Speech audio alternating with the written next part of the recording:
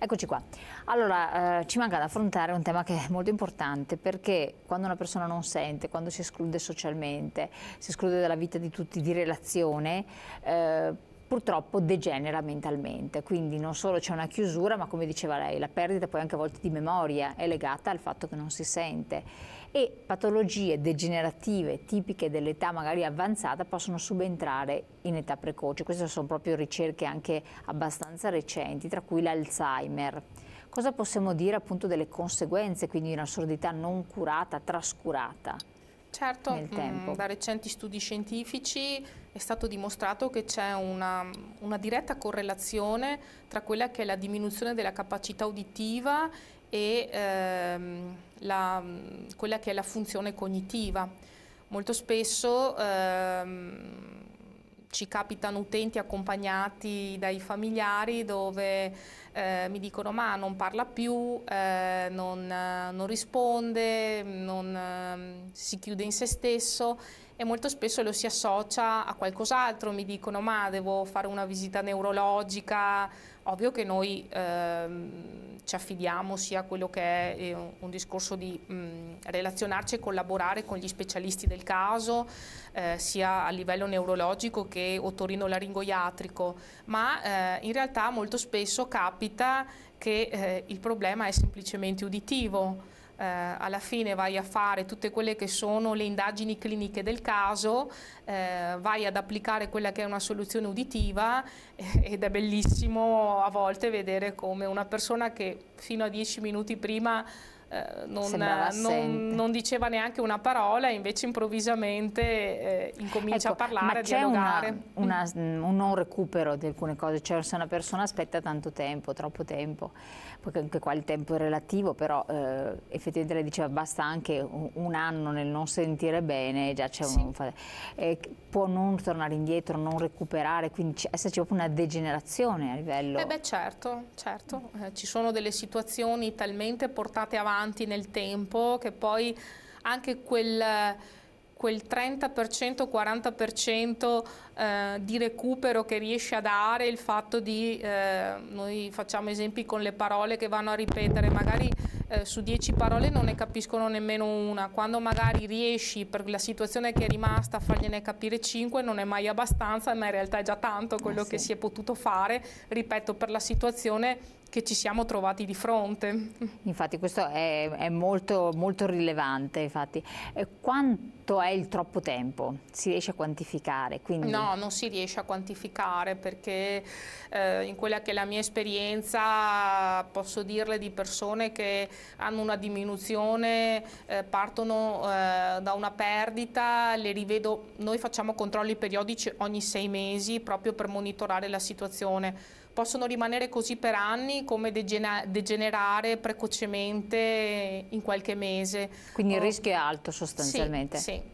Altre conseguenze a livello fisico, perché c'è chi lamenta degli stordimenti, giramenti di testa, altre conseguenze proprio fisiche oltre che neurodegenerative, psicologiche e quant'altro ci possono essere? Intende quando c'è un deficit uditivo? Sì, esatto, quando c'è una ipoacusia, una sordità. Ma diciamo che può anche creare essendo comunque anche sede dell'organo dell'equilibrio, ovviamente un senso di disorientamento, quello sicuro, perché insomma non percepire suoni e rumori alla fine non hai neanche la percezione spazio-temporale in certi casi. Perché una persona non è nata sorda, ma lo è diventata, quindi questo è rilevante. Certo. Lei diceva è importante anche comunicare con il medico di base, il medico di famiglia. Assolutamente no? Sì, è fondamentale.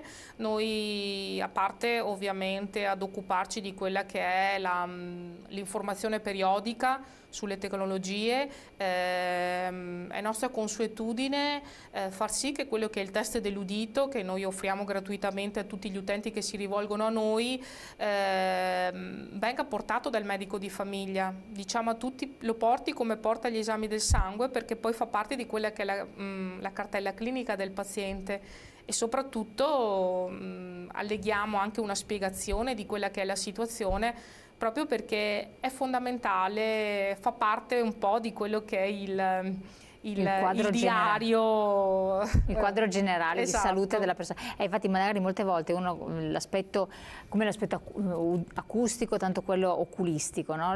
O dentistico, Sì. li lascia a cartelle a sé, cioè non comunica al medico di base, per Sì. cui non è, dovrebbe esserlo, ma non è il corrente di certe situazioni che magari invece possono essere correlate con altre sensazioni e malessere che vengono lamentati dal paziente, per cui è importante informare di questo stato anche il medico di base. Assolutamente, assolutamente. Quindi questa non è una cosa secondaria. No. Voi da quanto tempo lavorate nel settore? Allora, noi lavoriamo nel settore da 15 anni. Tanti? Sì. Che cosa è cambiato in 15 anni? In 15 anni è cambiato tantissimo. Io sono partita a fare l'audioprotesista dove esistevano solo gli apparecchi acustici amplificatori, le grandi bananone che si mettevano dietro le orecchie. Stavano dietro l'orecchio, sì, sì, sì. E poi abbiamo fatto il progresso, programmabili, digitali, sempre più piccoli. L'ultimo step quanto tempo fa è avvenuto? Beh, l'ultimo step tecnologico che secondo lei è stato rilevante per un balzo in avanti. Beh, parlerei di 6-7 mesi fa, quello che è l'adeguamento con il mondo del wireless. Oggi cosa vuol dire, spiegato in termini semplici a chi non è? Vuol dire che tramite gli apparecchi acustici, senza nessun aggeggio, senza nessun telecomando particolare, cosa che invece magari prevedevano le soluzioni acustiche di prima, sono in grado di capire bene la televisione, sono in grado di poter parlare al telefonino avendolo in tasca. Avendolo in tasca. Sì. Questo perché? Perché comunicano tramite la tecnologia wireless. Ma non crea problemi? Tanti dicono, ma chissà che cosa, che onde magnetiche, che problemi no, crea? No, assolutamente, non hanno problematiche sotto questo aspetto. Magari un'indagine più approfondita viene fatta per i portatori di pacemaker, allora lì si fanno delle indagini anche con lo specialista di riferimento. Per vedere che non ci siano interazioni di sorta, però se altrimenti interferenze. Mi sono capitati un paio di casi che avevano il pacemaker, ma poi sia con la casa madre sia con lo specialista di riferimento è stato verificato che insomma non c'erano sovrapposizioni di nessun tipo, quindi è tutto a posto. Le persone che si decidono di rivolgersi a un centro specializzato per vedere che tipologia di apparecchio può essere applicato, che tipo di persone sono? Che in genere, che cosa vedete? Che età hanno? Sono da soli, consapevoli, accompagnati, spinti, trascinati? Che cosa lamentano? Di tutto di più. C'è il consapevole che viene da solo, il non consapevole che viene spinto. Età, tutte le età.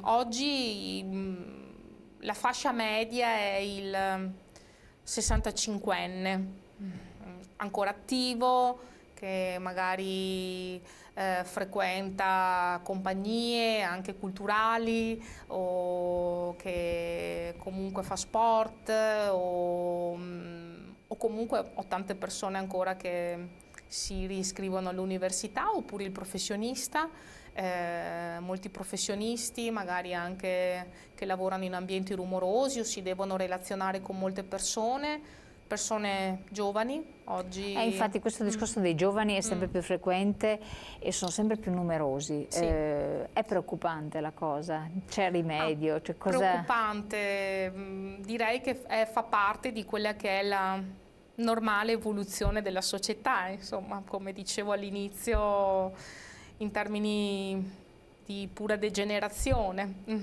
A che età una persona giovane può iniziare, se proprio non sente, se ha dei problemi proprio per il tipo anche di inserimento sociale che può avere di un apparecchio?